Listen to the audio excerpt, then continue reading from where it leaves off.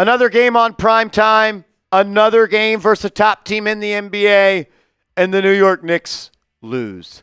Now the New York Knicks are 4-11 in games against the Boston Celtics, the Cleveland Cavaliers, the Los Angeles Lakers, the Memphis Grizzlies, the Denver Nuggets, and the Golden State Warriors. Versus the top 6 teams in the NBA, you are 4-11. And no one actually thinks Memphis is a top team. We'll talk about the way the Knicks lost and why they continue to lose these games in the exact same fashion no matter who is on the floor. But first, we do have a major injury update to get into on Jalen Brunson from Shams Charania of ESPN. Shams saying this: Thursday marks 2 weeks for Jalen Brunson. Sources tell me it's more of a 3 to 4 week minimum returning time frame for Brunson that sidelines him through late March and early April. The key for the Knicks and Jalen is keeping that swelling down in that ankle, getting it lower, and then increasing the mobility in the ankle. They know they need to get him right for the playoffs. That's of the utmost importance. It will be a few more weeks away for Jalen Brunson. And if Brunson isn't 100% and ready to play the best basketball of his career in the playoffs, the Knicks are going to be in a lot of trouble. A lot of trouble. Because you can't beat Boston. You can't beat Cleveland. You can't beat OKC. You can't beat the Lakers. You can't beat Golden State. Have the Knicks won a game on primetime this year?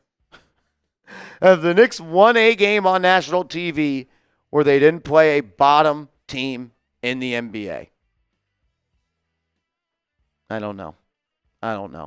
I'm ready to see Jalen Brunson back on the court. If you're with me, hit that thumbs up icon because this team goes nowhere without Brunson. Nowhere. Man. Get right, Cap. We need you. Karl Anthony Towns played really good today. I thought he played really well. I think he had 11 straight points in the fourth quarter at one point. Unfortunately, wasn't able to get it done for the team. Thought he responded well to all the nonsense off the floor with the players for the Golden State Warriors. But at the end of the day, on a defensive possession that the Knicks needed, he got blown by off the dribble by Draymond Green. Simply unacceptable. 2 times in the third quarter, he got caught with his pants down and dropped coverage in a pick and roll versus Steph Curry. 2 threes to the dome. Karl Anthony Towns also late in the fourth quarter couldn't buy a bucket. I thought he played great, and he did all he could, but you're never going to win games in this league, especially against top teams when Karl Anthony Towns has 3 fouls at the half and plays 8 minutes or 11 minutes in the first half. You need him to play a lot better. You just need him to play more.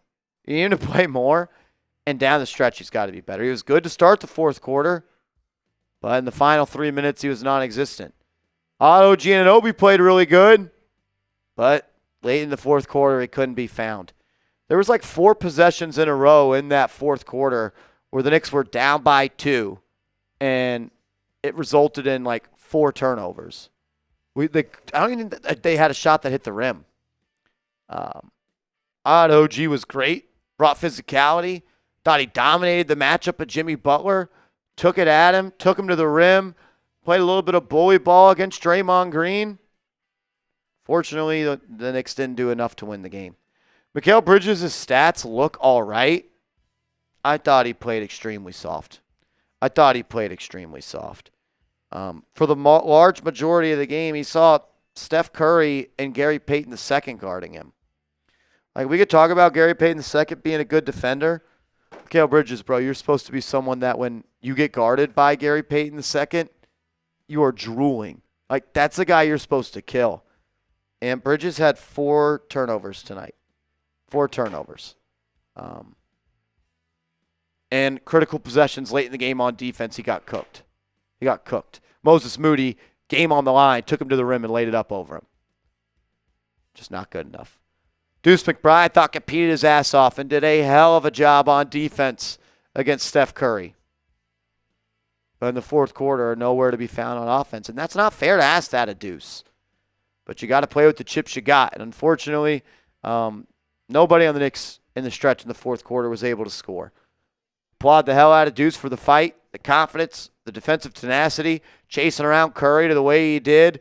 Knicks aren't in this game if it's not for Miles McBride. You win this game if Josh Hart shows up. You win this game if Josh Hart decides he wants to play basketball today. You win this game if Josh Hart doesn't play the worst game of his career. Josh Hart and Tom Thibodeau got into a shouting match in the fourth quarter at a timeout. Good. Tom Thibodeau should rip him a new one. Tom Thibodeau should chew him out. It was very obvious what he said. Do your effing job. Do your effing job. You didn't do your job today, Josh Hart, and it cost the Knicks the game. Because Cat played good enough to win. OG played good enough to win. Deuce McBride played good enough to win. And I thought Mikal Bridges played good enough to win. But a chain is only as strong as its weakest link. And the weakest link today, by far, was Josh Hart. And I love Josh Hart more than anybody. Every time the Knicks play a primetime game against a good team, Josh Hart folds. Every single time. They dare him to shoot. He does not shoot. Come on, Josh. Come on, man. Come on. Mitchell Robinson, I'm just not impressed. I'm not impressed. Quentin Post outplayed you, bro. Quentin Post outplayed Mitchell Robinson today. Hopefully Mitch is ready to go next season and healthy. I don't see how over a month he gets ready. And to be honest with you, I don't know what ready is. Because this is just who he is. He's a nothing burger on offense. And he's an average rim protector. He's got good size. I don't know. Mitch was horrible today. Landry Shamet, I mean, come on. Come on. Landry fucking Shamet. Campaign in the last 23 games has been the worst player in the NBA. And that is not a joke. That is not a joke. Campaign in his last 22 games is shooting under 34% from the field and under 22% from three. That's 22 games, ladies and gentlemen. That's more than a fourth of the season. In the last month and a half of basketball, Campaign is shooting less than 34% from the field and less than 22% from three. And Tibbs keeps trotting him out there. Precious Achiuwa, you're just not really an NBA player against good teams. You're really good against Wizards. You're really good against all the bad teams. I saw Precious Achiuwa airball a 6-foot jump shot today. Look, I'm a YouTuber. I don't think I've ever in my life airballed a 6-foot jump shot with a clean release. A 6-foot jump shot, bro? Oh, and what about the 1-on-4 fast break the Knicks had? And Precious Achiuwa just drops the ball. Not even looking for the ball.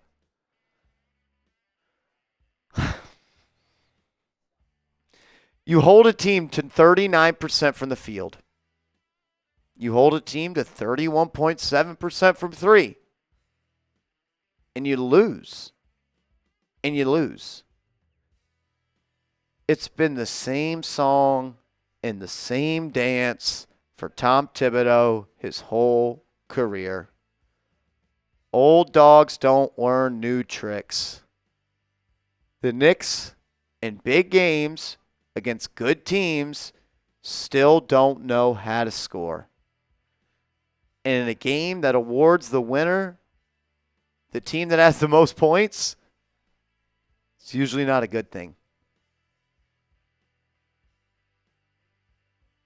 I just don't see how Tom Thibodeau makes it to next year as the head coach. I don't understand how you can watch this team and still think Tom Thibodeau gives you a competitive advantage. He has one play out of an inbound pass. The inbounder passes it to the person right in front of him. And then that person that catches the ball hands it off to him. He does it from the baseline. He does it from midcourt. That is it. I've watched this team every single game every single game very closely for 3 years now. Tom Thibodeau is the root of all problems for the New York Knicks. All problems. You don't guard the three-point line well. Has a Tom Thibodeau team ever guarded the three-point line well? You don't score points at a high enough clip. Has a Tom Thibodeau team ever scored points at a high enough clip?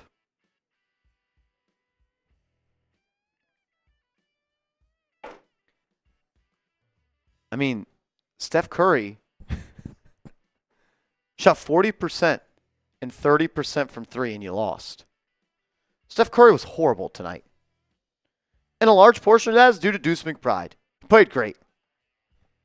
But Steph Curry had back-to-back threes in the third quarter that were wide open because of the defensive identity of Tom Thibodeau. We're going to play drop. We're going to protect the rim. Even if the best shooter ever, 4,000 made threes in his career. 4,000 made threes. The best shooter of all time. We're going to let him walk into threes. Karl Anthony Towns is going to sit behind the three-point line like this.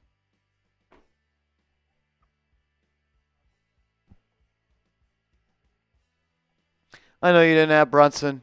I know. You should have won the game. Should have won the game. Down by 2 for about a 2-minute stretch.